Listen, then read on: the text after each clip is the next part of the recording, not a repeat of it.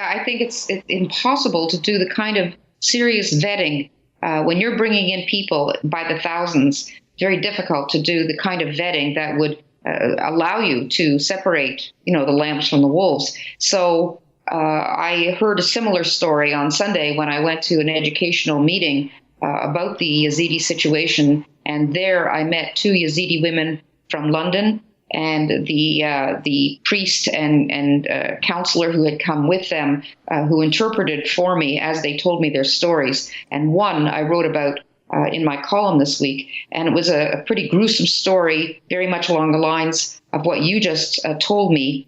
And she, in August 2014, when the Islamic State came for the Yazidis, she and her two little children, she was 29 at the time, were separated from the men. She never saw her father-in-law and her husband again.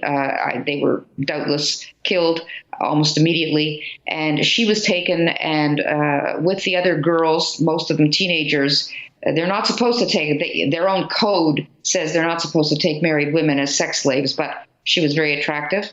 And she too, for months and months and months, she was sold back and forth to many, many men.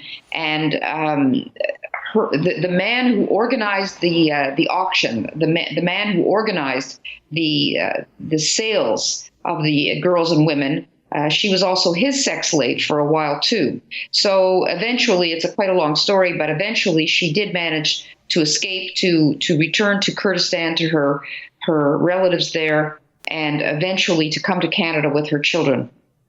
I met her, I spoke to her for about an hour, and she told me that recently she was on a bus in London, Ontario, and she was shocked and horrified to see that the man who had organized the sex slavery ring that she had been part of was sitting on the same bus. She got off the bus, he got off at the same stop. She stared at him, he stared back at her, realized who she was, covered his face, and ran away. She immediately went to the refugee center to tell the people there what had happened. She told them his name, his real name, and his Islamic State name. And their response was, oh, you've been very traumatized. You can't trust yourself to have recognized him with reliability. And they also said, according to her, this woman, or the person said to her, don't tell anyone.